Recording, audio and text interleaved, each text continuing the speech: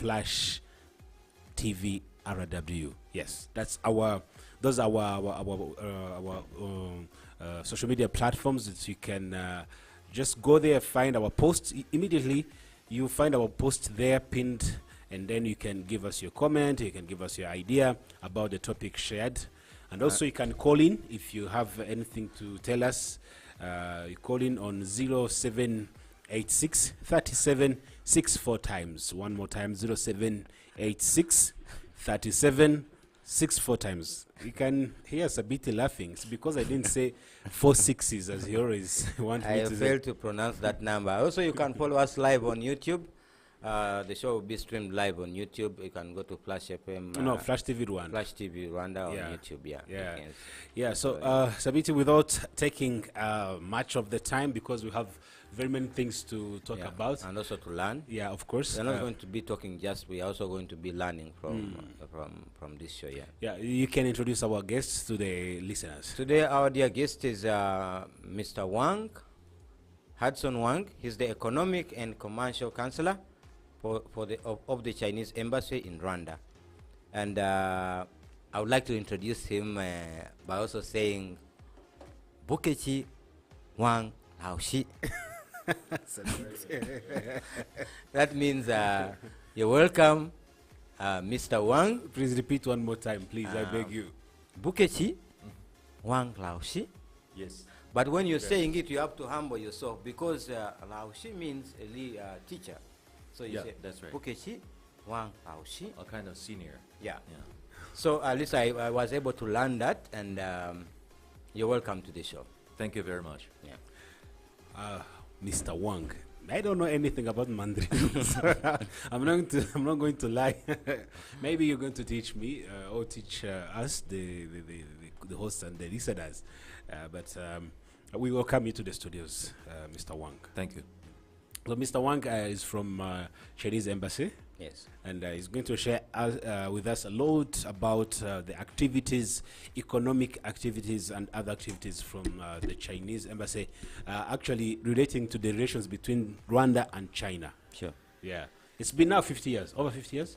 52? 52 years. 52. Yes. 52 you have years. very good memory. 1971, yes. So it's 52 years. 52 years. That's a big It number. was in November 1971, I think November 1st or 21st, something. Yeah. It was in November. Yeah, that's right, in November. Yeah. That's when you had your first the first bilateral relationship started in between Rwanda and China was in November 1971. Okay. I was like 4 years before I was born, actually. Yeah, Sabite, allow me to give Mr. Wang a few minutes to tell the people listening in who is Wang. Who is Wang? Maybe a little bit about your biography, so that people listening in can know who is our guest we have here. Yeah, Welcome. thank you very much. My name is Hudson Wang, and just now you call me Wang, but as a matter of fact, that in China there are more than 100 million Wangs. Also, my ambassador is also surnamed Wang. Yeah. So you may call me Hudson, and see, I've been working overseas for almost 20 years, and during the first 11 years I was working in Southeast Asia, and then I was transferred to Africa and to work in Malawi and then Rwanda. And I love Africa very much, and it is a very dynamic continent, and a lot of young people, and they're hungry just for knowledge and skills and to pursue happiness and prosperity. This is the second country In Africa. In Africa. Yes. The first one was The first one, Malawi. Malawi. Yes. Oh, okay. Malawi, then to Rwanda. Did you learn some Chiwewa there? A little bit. But so many years passed, so I forgot almost most of them. And people there, they speak a pretty good English. So I just use the English to communicate with them. Okay. So that's Mr. Wang, who is here with us. Is Wang married? Does he have a family? Yes, I do. My wife is working in China, just doing her domestic and international business of packaging materials. And my son is now working, is studying in UK. His favorite subject, 2D say animation and stop motion. You have one son. Yeah, just one son. Oh. So I follow just very strictly just with the China's former one-child policy. Oh, Yeah, but right now just the one-child policy has been eased. You can have your second and the third, and you're encouraged by the government. They are begging you to actually have 3. I'm too old. Yeah, I'm 51 years old. So it's, Can well, you- I don't want my wife to take the risk. I don't want to take the risk. But you can have one, just to support the other one who is already there. Just one, or maybe 2. No, I don't think so. Biologically. Biologically, it's not. No, Okay. no risk for my wife. Yes, maybe we shall even come to that in terms of say fertility rate in China, being the most populated country in the world, and today you also need people. So you need, I mean, the country needs more people. That's why the government is encouraging you to even have more than one children. So we shall come back to that maybe. Sabiti, what do we have on board? We shall start with the economic relationship between Rwanda and China.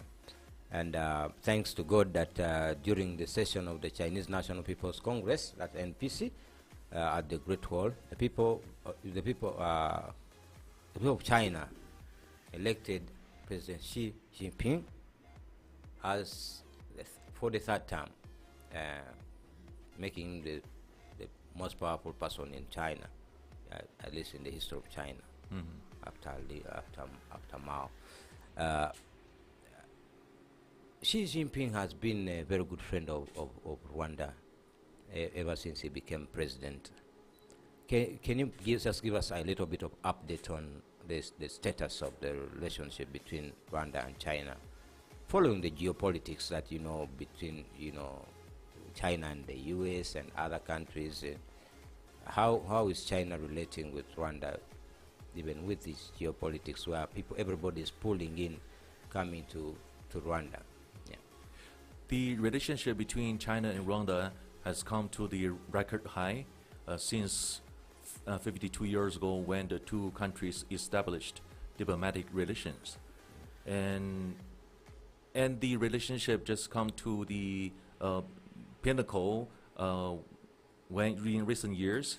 For instance, in 2017, Rwanda President Paul Kagame visited Beijing, and in the next year, 2018, the Chinese president just responded with the state visit.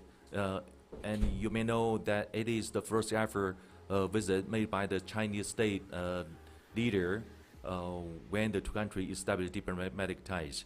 So in 2018, when Chinese President Xi Jinping visited Rwanda, and we signed just 15 agreements between the two governments, and covering a wide range of business and cooperation.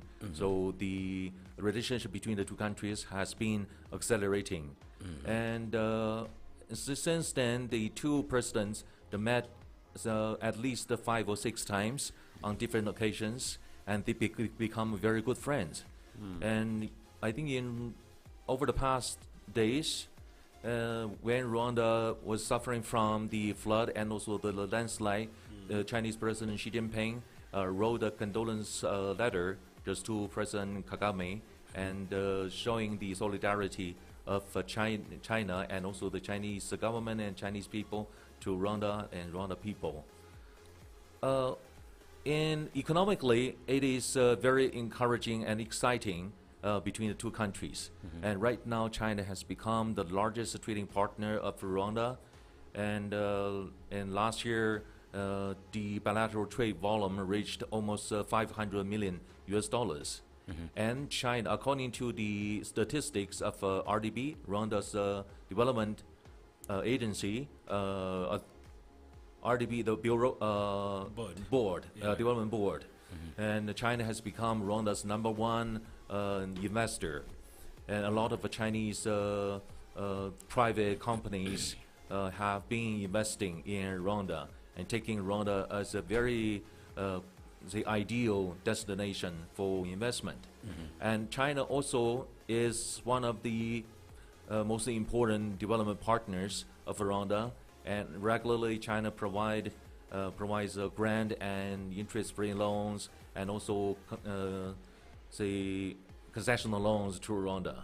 And also China in Rwanda, we have a lot of Chinese companies. They build roads and water treatment factories, and also a lot of other facilities. So in Rwanda, and in terms of the relation between the two peoples, I think just the two countries' peoples are very friendly to each other.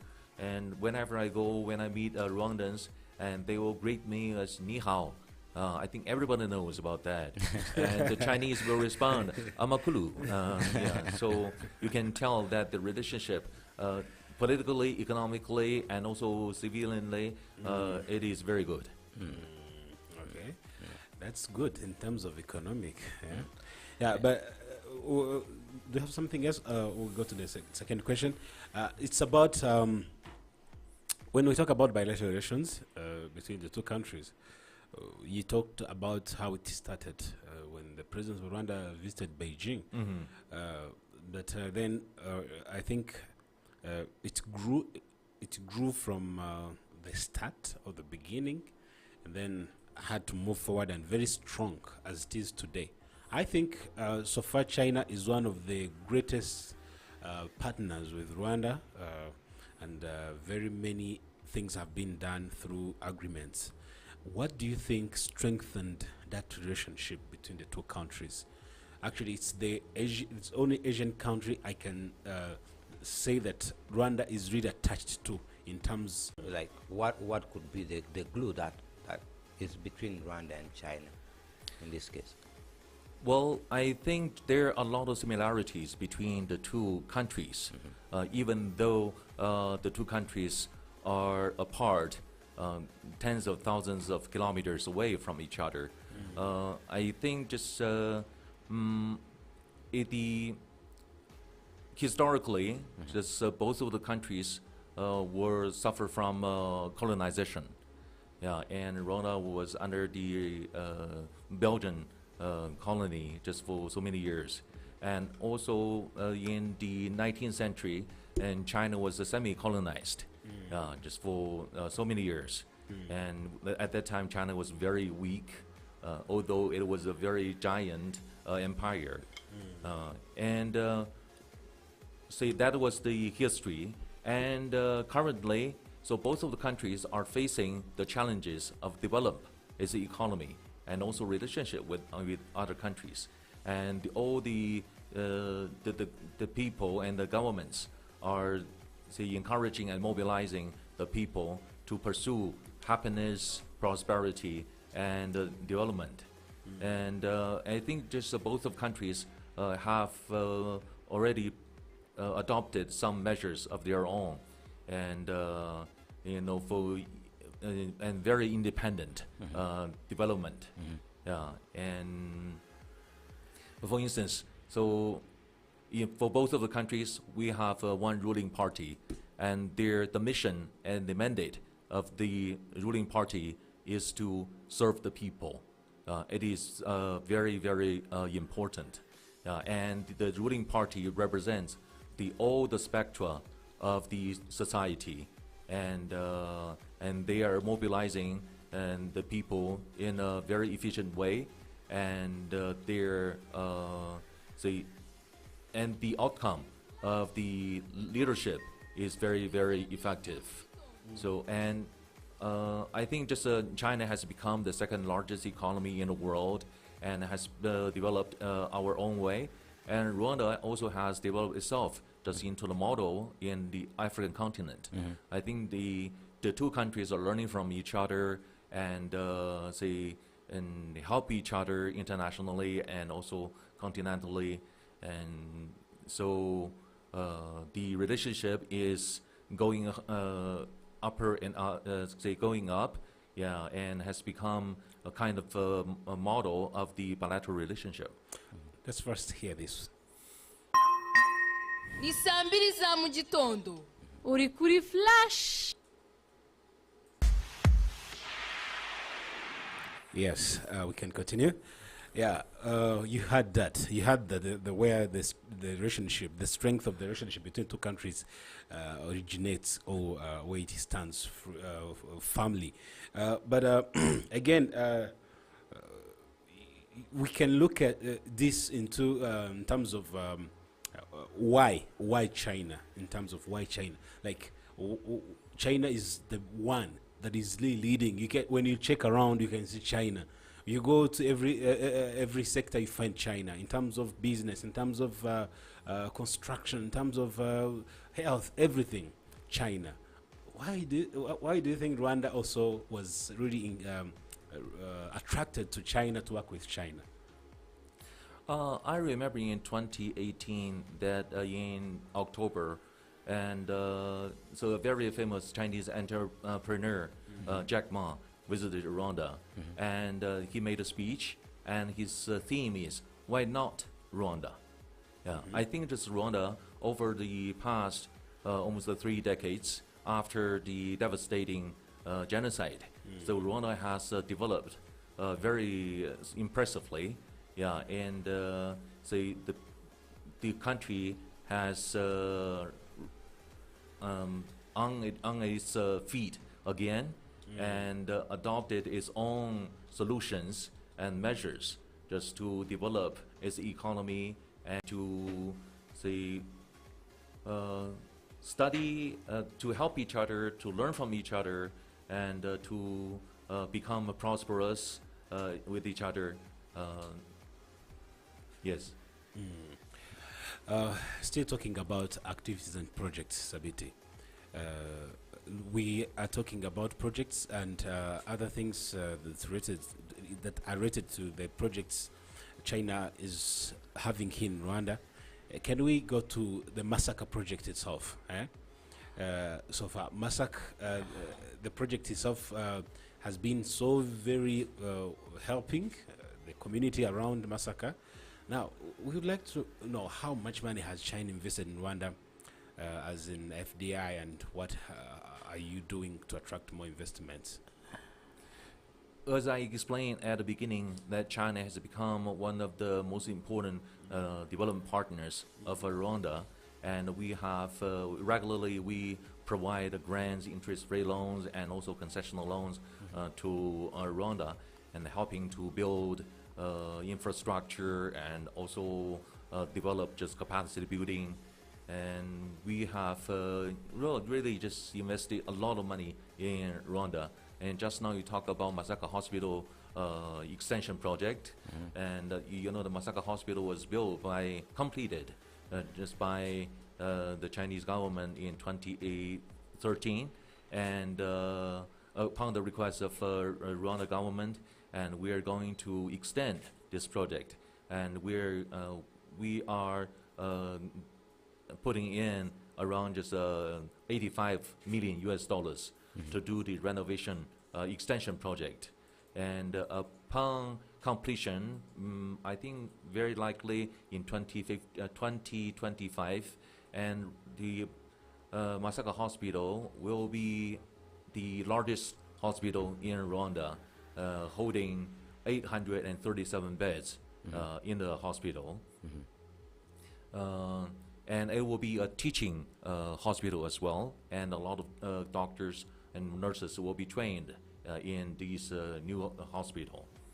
Well, in addition to Masaka Hospital extension project, so we are also helping Rwanda to build the infrastructure simultaneously. For instance, right now we're working on the design for the 10-kilometer road renovation project from Prince House to Masaka, and it will be helping the Kigali to mitigate the traffic congestion. And recently we're also working with the Rwanda National Police just to build a forensic laboratory. And also last year we completed the project of Musanze Polytechnic extension project. And the Musanze Polytechnic has become the best equipped polytechnic in Rwanda. Well, and also, in 2017, President Paul Kagame visited Beijing, and he discussed with President Xi Jinping about cooperation in the field of mining. And China is right now is sending a lot of geologists in Rwanda to do the geological survey and the mineral assessment project. Well, there are a lot of things that we are doing, and for instance, since the middle of 1980s, China they sent medical teams to work in 2 hospitals in Rwanda, Masaka Hospital and Kibongo Hospital. So so far we have already sent almost 300 doctors to work in Rwanda. Well, and also just now I mentioned China has provided a lot of concessional loans at very favorable rate, interest rate, and we help Rwanda build roads. For instance, the 54-kilometer Kigali municipal roads and 66 kilometers of Huye. Huawei technology was also say working with the Ministry of Education just to build the smart education project. Upon completion of this project, and the around just more than 1,000 middle schools and universities will be getting very easy access to internet. In 2018, President Paul Kagame and Xi Jinping signed 15 agreements. Among those 15 agreements were in areas of infrastructure, which you have talked about, investment, e-commerce, human resource, culture, science and technology, and even aviation, mining, and law enforcement, and visa exemption, and service, services, goods and services. Have you seen any progress since 2018 in terms of, besides infrastructure and investment, and other areas like e-commerce? Because I know we have the Alibaba working with and the other ePay. We launched one last year, I think, in 2020, 2021 with Bank of Kigali. One of the Chinese ePay companies partnered with Bank of Kigali to ease payment between China and Rwanda. So, can you touch areas like, for example, in e-commerce and human resource? Then for culture and science, technology, you already touched that. Maybe we shall come to culture at the second part of the show, but areas of human resource, like besides sending, are we also sending people to China to actually learn the skills and come back and teach? Yes, that's right. In 2018, when the 2 presidents met, and they signed these 15 agreements covering a wide range of business and cooperation opportunities. And so since then, that the economic cooperation accelerated between the 2 countries. As just now I mentioned, a number of projects, the infrastructure, and also in terms of say digital economy, and Alibaba is working very closely just with the Rwanda counterparts, and also the Chinese government is holding a series of lectures and also seminars just about the digital economy. And also, as I mentioned, this Huawei technology is helping Rwanda just to build the smart education project and making the access to internet just to thousands of middle schools and universities. So, and also the Bank of Kigali is working with Alibaba. Alipay. Yeah, with Alipay. Yeah. Just about the very convenient remittance between the 2 countries. Okay. Now, what now investment opportunities now should Rwandans at large look for in China today? I mean, basically, China has invested in Rwanda. We have investors working here, you know, in construction, health, education, e-commerce, trade, and goods and services. And I hope, hopefully, we shall even have you know, I would like to actually focus on this in the second part, the cultural aspect, cultural investment, which we shall come back to the second part. But what are the opportunities for the Rwandans in China? Oh, yeah. Over the past several years, and there has been great breakthroughs between the two countries in terms of trade. And see, Rwanda's coffee, the guerrilla coffee, has become very popular in China. And I just Rwanda, because Rwanda each year export a lot of agricultural products overseas. And when they began to export those agricultural produces to China, and they got higher prices and more profits to the growers. And I think, as I mentioned at the very beginning, that China has become the largest investor in Rwanda. And trade partner. Yeah, and also investor, and a lot of Chinese private owners, entrepreneurs, they made investment in Rwanda in the field of manufacturing. So they produces shoes, garment, TV, and so wooden products, as well as paints, yeah, all kinds of things. I think just also I noticed the increasing number of Rwanda entrepreneurs, and they importing machinery from China and establish. So they're manufacturing assembly lines and production lines in Rwanda. Yeah, and also I think just the Rwanda counterparts, they have learned from the Chinese infrastructure companies and how to build roads and build just other facilities. And we've seen increasing number of Rwanda enterprises, so able to build high quality roads by themselves. Oh, that's a good opportunities around. Maybe Rwandans didn't know about that.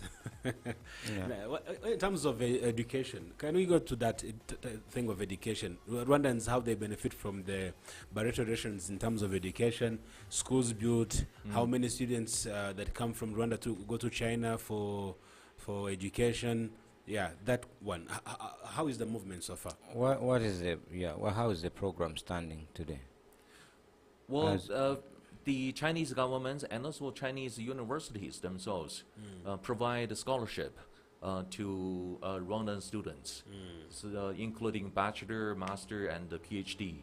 And right now, I think there are around thousands of Rwandan students are learning in China, including doctors, engineers, and also the managers.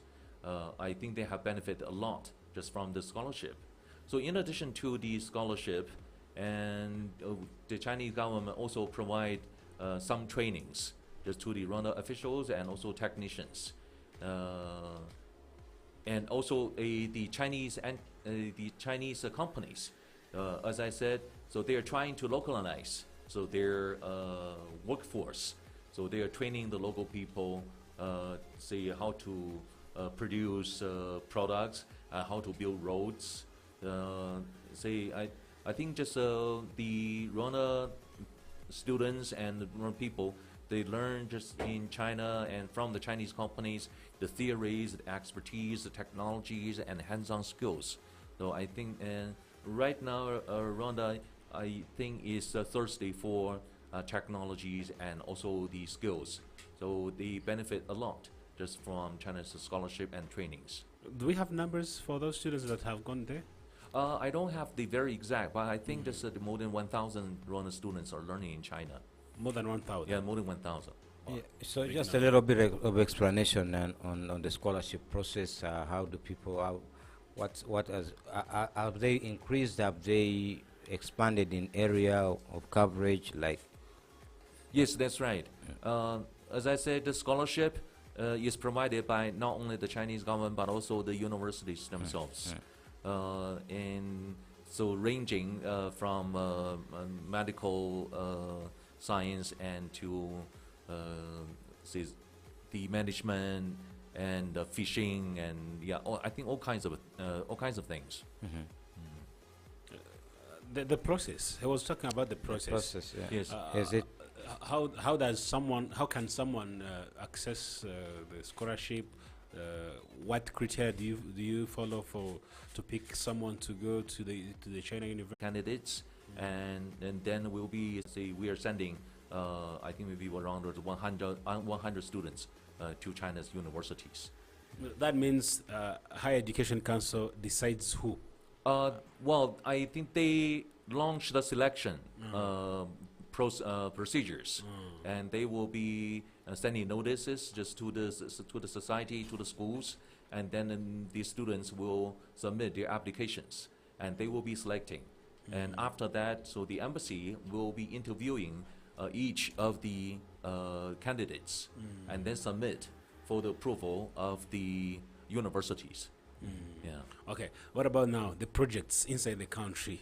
Education projects inside the country. Maybe schools build some courses and other projects related to education. Do you have any? You've already started or you've done already? In terms of education cooperation, so China has helped Rwanda to build the Musanje Polytechnic, and the trainees can learn a wide range of skills, and then making themselves very easy to be employed just by the local enterprises and also the Chinese companies. All right. We have just to remind our listeners, in the studios we are with Mr. Hudson. Hudson Wang is he is the Economic and Commercial Counselor of the Chinese Embassy in Rwanda, and we are talking about Rwanda-China relationships for the last 52 years. There's something interesting here that I would like to mention and clearly mention about this. It's called the China Road and Bridge Corporation. This has been in the country for a very long time. Since 1974, when the Foreign Aid Office of the Minister of Transport of China settled in Rwanda to participate in infrastructure projects and assistance. For over those years, up to now, the Rwanda office has completed more than 60 projects with a total length of nearly 1,500 kilometers. And Rwanda office, as a constructor, has built over 70% of Rwanda's roads, which has been unanimously, recognized by both the Rwandan government and the China Road and Road and Bridge Corporation back in Beijing. But let us now go to let us use this as an example of so we can explain the Belt and Road Initiative. The Belt and Road Initiative, how far have we implemented it on the continental level, but also on Rwandan level? Yeah.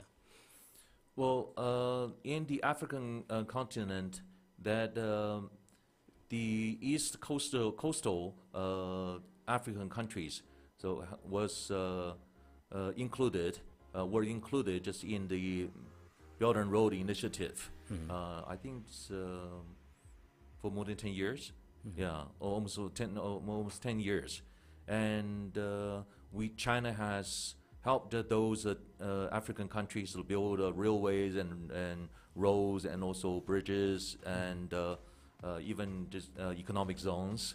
Yeah, and for Rwanda in 2018, the two governments signed the Belt and Road Initiative document, and since then, China intensified its assistance to Rwanda, just building infrastructure, because we know in Africa that African countries are short of infrastructure and technology and capital and capacity building.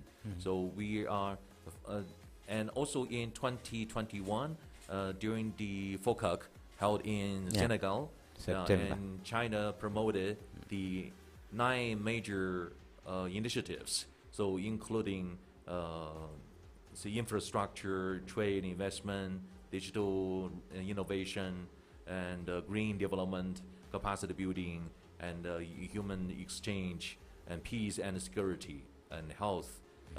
So a very wide range of fields.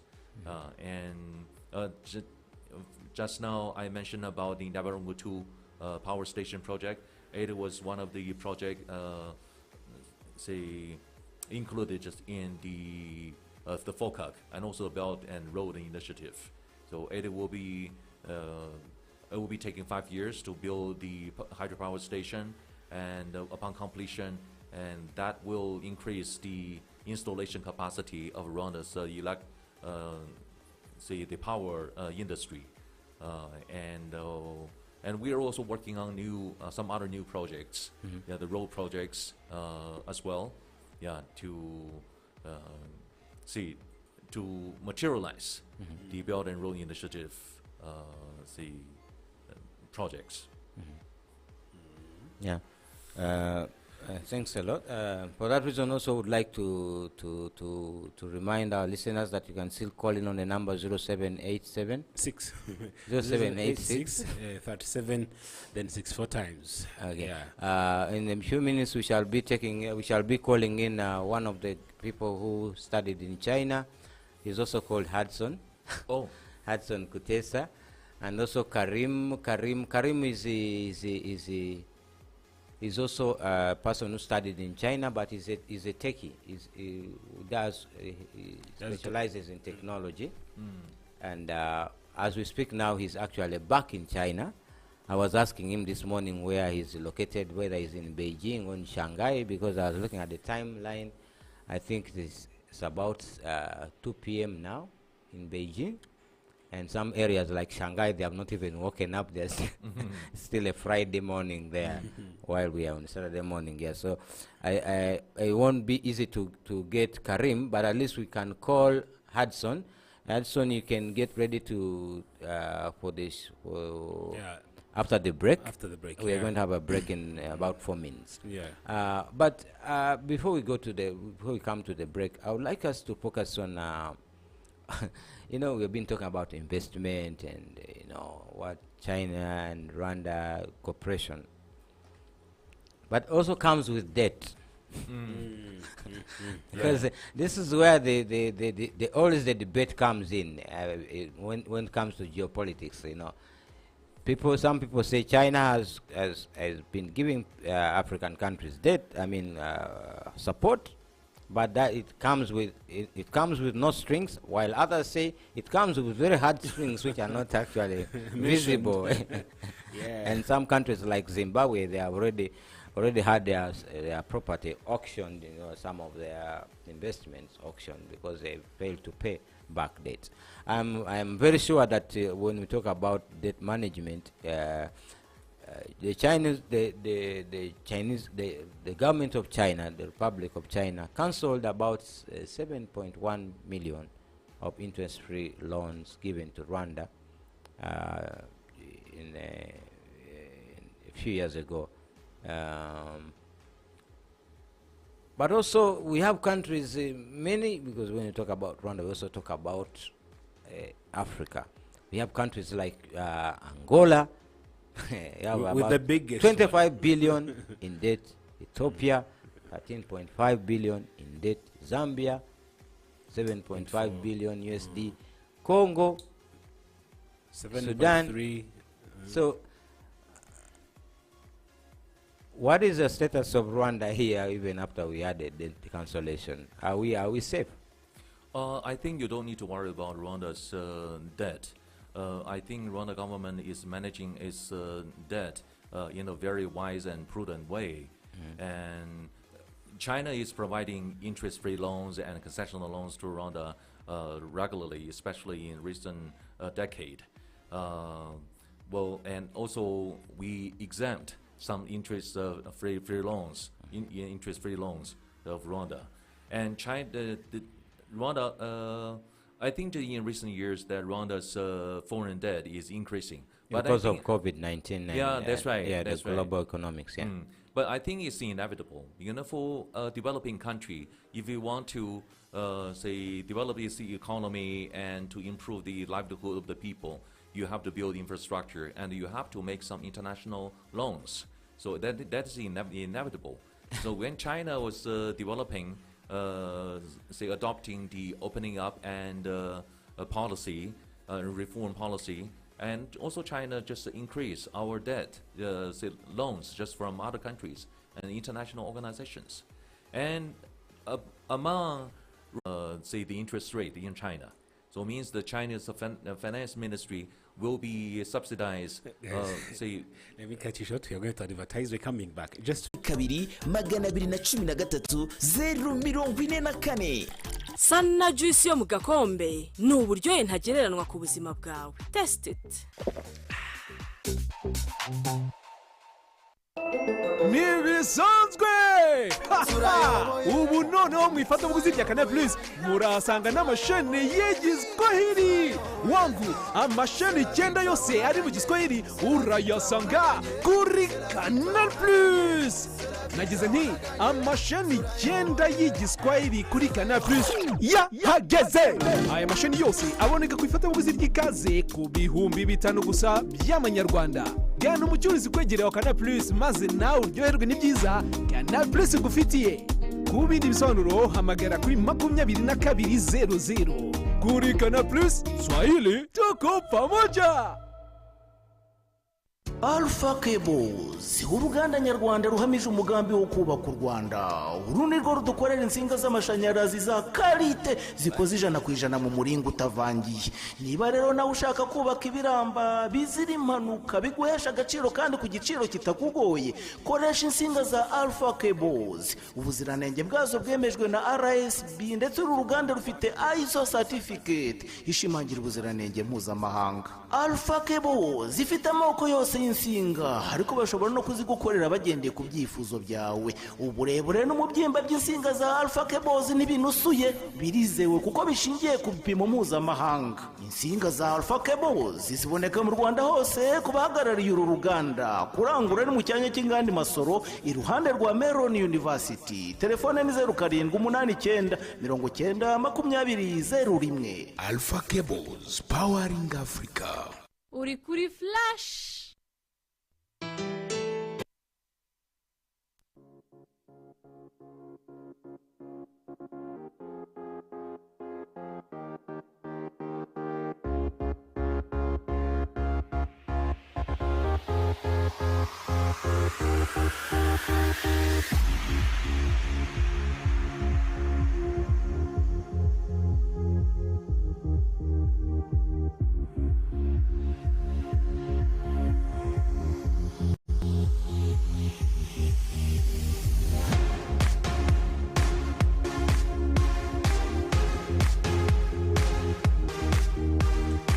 Welcome back to our studios again. It was a short commercial break. You are there, you are listening in. You need to advertise with Flash FM, Flash TV. It is easy. Just come to our offices located at Kagugu, near Kagugu Melez petrol station. You can also visit our online platforms, and then you will find there contacts, our sales contacts that you can call, that you can text to, that you can email. And then they'll give you all the explanations you need or you want. Yes. Then we can move on to our topic. We resume from where we just paused from. We were talking about debt management. Yeah, before we come to debt management and we come back to Mr. Hudson, where he was, we would like to say special greetings to people from the China Road and Bridge Corporation. They really employ many people in Rwanda. And I'd like to say hello to the general director, the managing director, the director general. He's called Gao Meng. And his staff. Also, people, we have also people following us. Vestine is also following in from Guard the World. also Nadine from Swiss 5 Hotel. But Hudson, not Hudson, Hudson Kutesa will be taking your call in a few minutes. But let's remind our listeners that we are together with Hudson Wang from the Chinese embassy, and was trying to help us to understand the China-Rwanda relationship, or Rwanda-China relationship, since 1972, November 1971, November 12th. Please, debt management. Yeah, just now I said Rwanda doesn't need to worry about. Also, and so China provide the loans to help Rwanda to build infrastructure, to input blood into the economy, to input the vitality to Rwanda's development. So, and then I think you know about the multiplier effect. So that will really say input just momentum to Rwanda's economic and social development. So I think you don't need to worry about that. I think just in recent years, some Western countries are accusing China of a debt trap, but I think that's not true. According to international organizations, World Bank and also some other say financial institutions, Africans debt. So among Africans debt owned to other countries and institutions, 42% is owned to multilateral financial institutions, and 29% owed to commercial creditors. So China, they only owned 17% just to China. And your President Paul Kagame, once said, China has never forced any country to take its money. China never forces any country to borrow or to repay. And China is also, when just in recent years, because of the COVID, and some countries were in hot water, in the poor financial situation, and China is very active in negotiating just with them about debt rearrangements. So that means that the debt trap is not true. The debt trap is just a tool for some Western forces to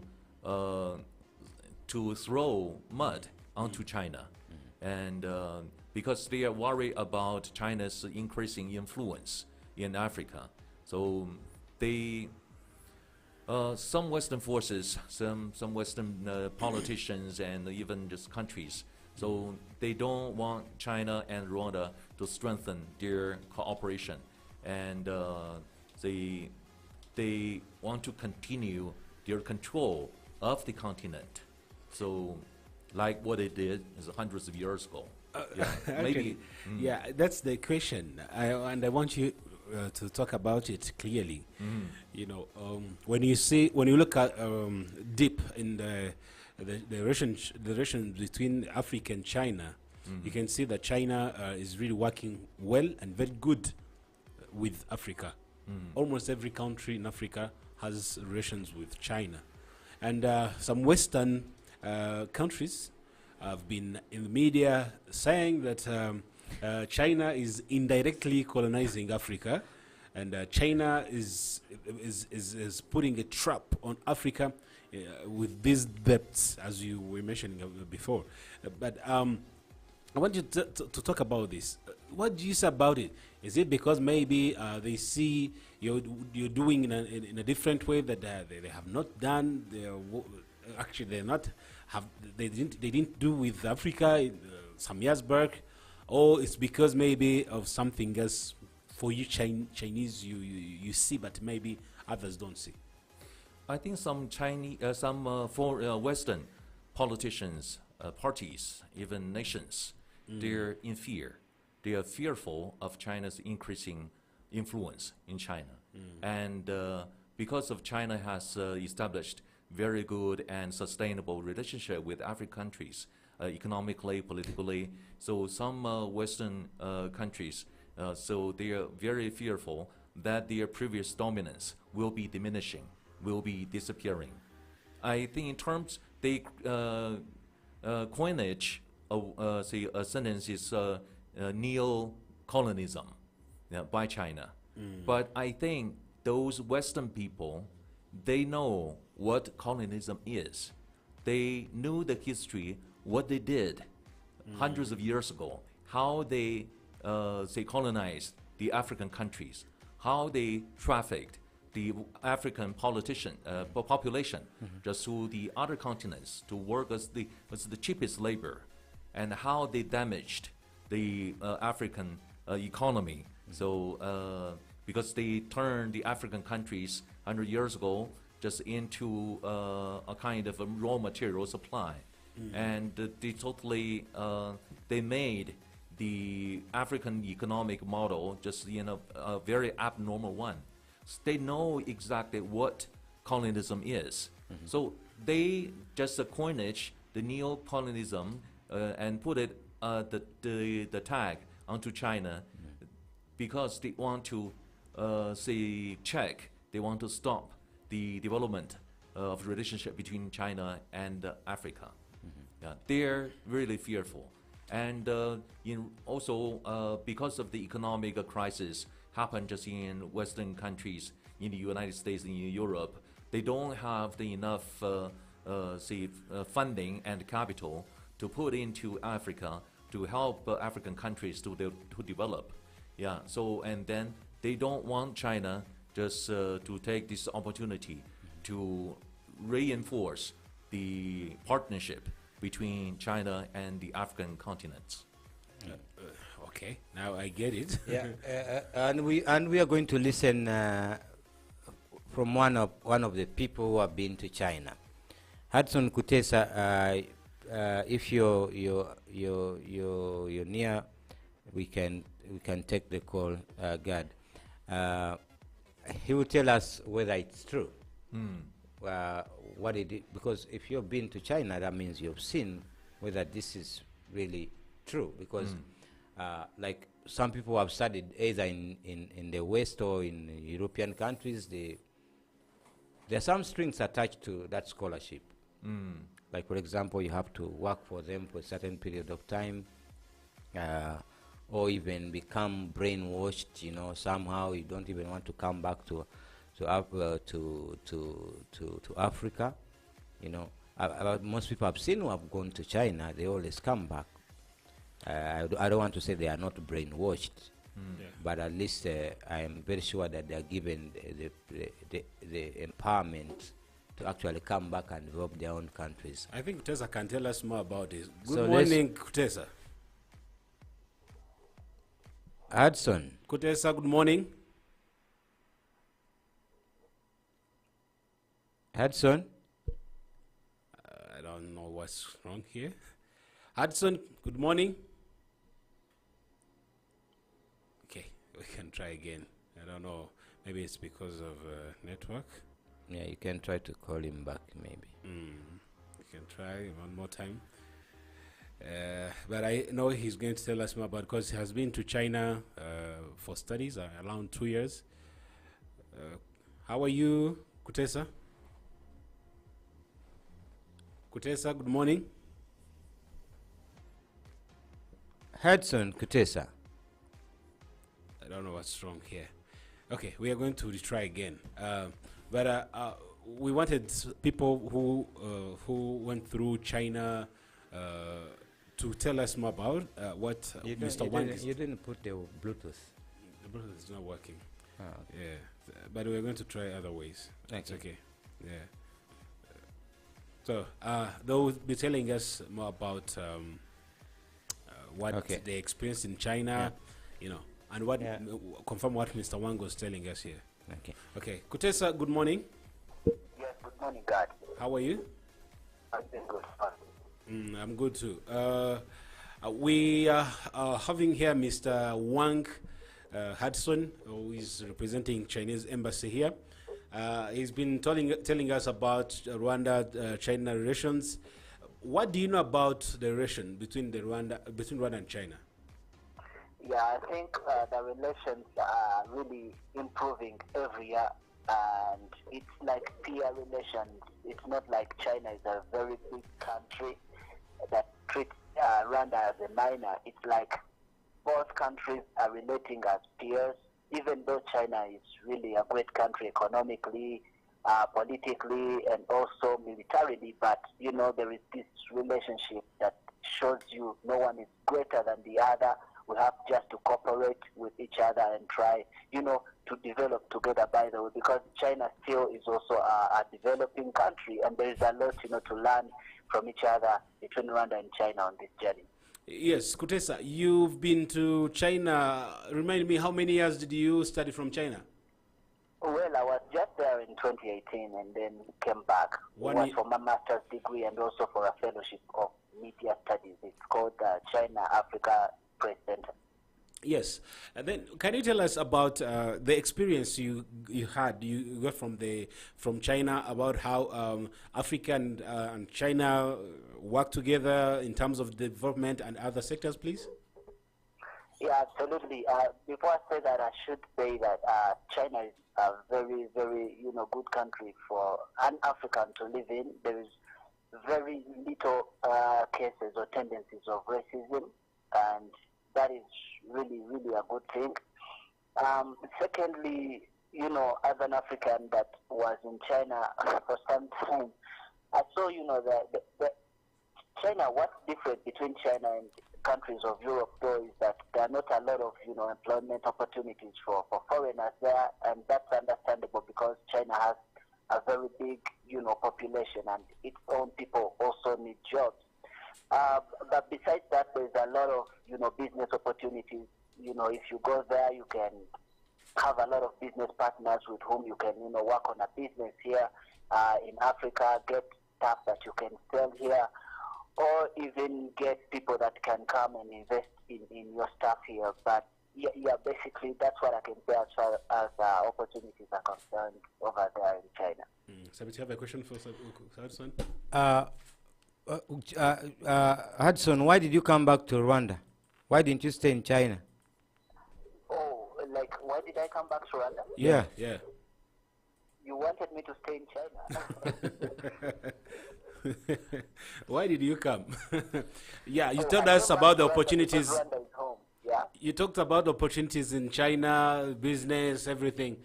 And now I was asking, why did you come back? I came back to Rwanda first of all because Rwanda is home, but it doesn't also mean that I did not get opportunities in China.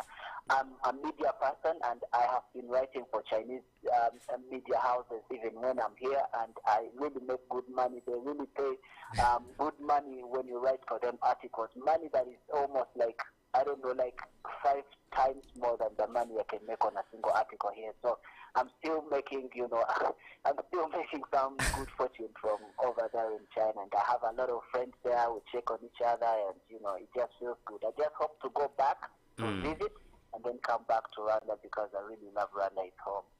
Okay, thanks a lot. I think I will ask the question. The next question I will ask it to Abdul Karim, but if you can stay online, if Abdul Karim does not take that question. Hudson, I will still ask the same question to Abdul Karim, who is now in China. Hudson Kutesa, would you advise a young Rwandan to study and live in China? Yeah, absolutely. Why not? I mean, China is now like, I don't know, by little becoming, the center of the world. There is a whole lot to learn from there. There is a lot of inspiration from there, and you can't really go to China and just come back the same. There is a lot of impact it can have on you in terms of positivity, and then you can come back and implement what you've seen there and put it in practice for the development of Rwanda. Well, thank you, Hudson Kutesa. Thank you very much, Kutesa. Let's take in Abdul Karim. Abdul Karim, if you're listening in online, I'm taking in your call. Abdul?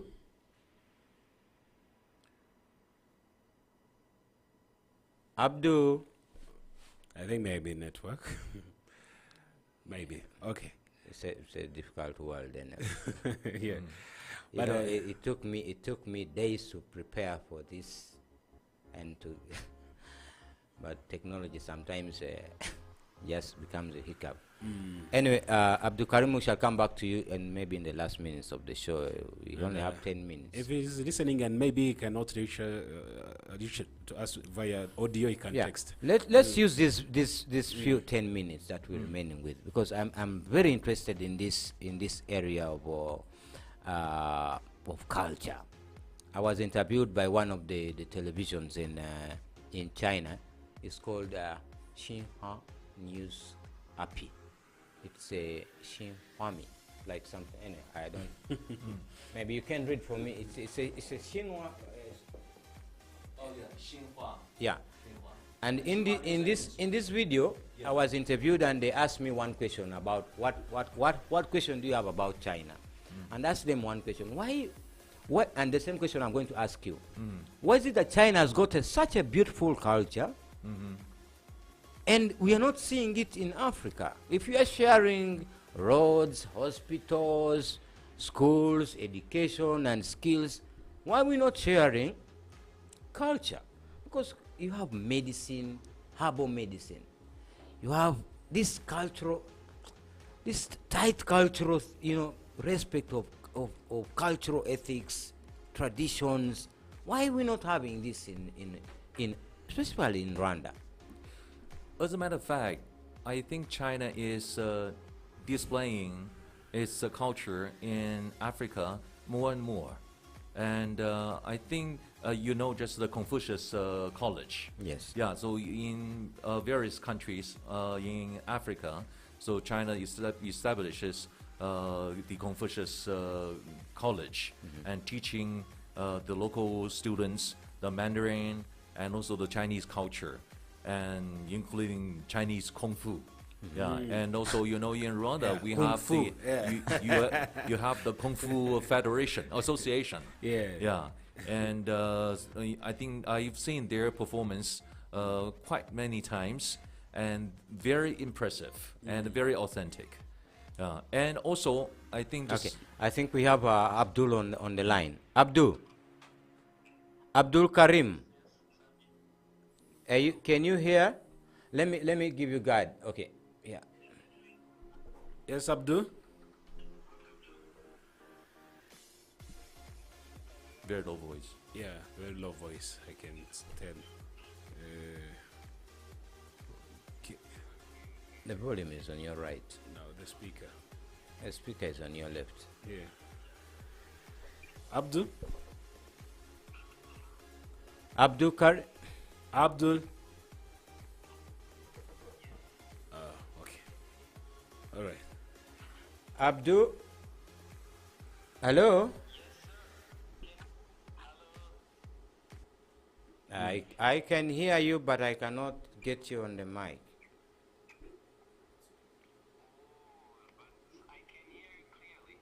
Okay, Abdul, tell us one thing about China. Why do you like going back to China even after studying there? Actually, thanks to the effort and the immigration and the personnel in work, actually through the help of Wang province, and the work of a company called Pantum International under 9-Star Group, I was able to secure a job. Now I'm an employee in that company. Maybe His Excellency the economic attaché can know it. Bentu dying. So I think he can know the company. It's 9-Star Group. It's very known. Seine Group or 9-Star. So now I'm an employee there. I'm the regional sales manager in charge of West Africa for the printer business segment. So now I have many reasons to love China. So because not only the education, also I have been able to secure the job. So now I'm an employee. Yeah, that's maybe the big reason. Even though the reason can be there. Thank you very much, Abdul Karim. Where are you located now? Are you in Beijing or in Shanghai? Zhuhai. Zhonghai. Zhuhai. Okay. Very nice city. Yeah. He has made a good choice. Mr. Hudson says that's a very nice city you are in. Okay. Thanks to Abdul Karim and thanks Hudson for helping us to understand where he's located. Please go ahead on this culture thing. What was he saying? Actually, some very much. We have 5 minutes, 4 minutes. Culture. How are we going to bring this closer to Rwandans? Just now, I explained about the Confucius College, which is a very good place for Rwandan students to learn the Mandarin and also learn about Chinese culture. And also here we have, throughout Africa, we have a Chinese company specializing in the TV programs. It's called Star Times, and they are providing various channels reflecting about China's economy and also the Chinese culture. And so I think a lot, and the African countries are getting to know China more and more just by those means. And I think also here throughout Africa, there is approximate estimate there are around just 1 million Chinese throughout African continent. 1 million? Yeah, 1 million Chinese in Africa. In Africa. I think they are interacting with the local people in a very intensive way. And I think the local people can realize that some of the Chinese cultures, so not only performance or some art, they realize that the Chinese, they are very hardworking. My previous post was in Malawi, and when I was talking to the local people, and they say the Chinese people never sleep. They're working around the clock, day and night. So that's also part of China. And also the Chinese people, they are humble. And they're, as the Hudsons said, the Chinese people, they treat the foreign people in a very good way. They remain very, very humble and very ready and heartful to help just the foreign people. I think just there are a lot of African people living in China, and they enjoy the very comfortable and convenient life in China. Okay, thanks a lot, one Hudson Wang. Hudson Wang, you have served Rwanda for 5 years. Yes. And very soon we had the news from off the microphone that you'll be leaving the country. Yes, I've been here for 5 years and a half. And I think just in several months, so I'll be transferred to another African country. Any fond memories about Rwanda that you go with? Well, as a matter of fact, Rwanda is a very hard country to leave. And I'm very proud I've been living here for 5 years. But because of the COVID and some of the work was going on very slowly several years ago, for the past several years. But I think I've been to around just 40 countries around the globe, and very seldom do I see a country which is so ambitious and full of vitality. And also look at the African continent, and Rwanda is a very, very extraordinary and even unique. It's very safe and politically very stable, very clean, and the government is incorruptible, and full of young people who are thirsty just for prosperity and personal development. So very, favorable climate. It's really hard to leave this country. And my son just studied for 3 years in the high school in Rwanda. So I have made a lot of friends that's in Rwanda, and my phone is almost full of the names and addresses of my local friends. So it's really, I really hope that I can keep in touch with them, even though I will be leaving this country. And I'm hoping that Rwanda will be under the leadership of President Paul Kagame to get better and better and to to achieve the economic and social miracles, especially in 2050. There's no better way to end that with that comment. We'd like to say thank you to our dear listeners and thank you to Mr. Wang Hudson, and say hello to the people at the Chinese embassy. Yeah. Yeah, so we've come to the end of the show. Sabita, can I thank you for hosting with me this show? Thank you very and much. thank you for having so much preparations for the show. Thank you, Mr. Wang, for coming in. We appreciate your time and the insights you've just shared with us about China-Rwanda relationship. Yeah. Thank you for having me. Yeah, we hope to have you back when you visit Rwanda in time to come. Bukechi Wang Lao Shi. You're very good. Yeah, you should go to China and All right. so Yeah. you deepen your study of Chinese language. Yes. Thank you very much. We shall come back here next Saturday. God bless you. Have a nice weekend.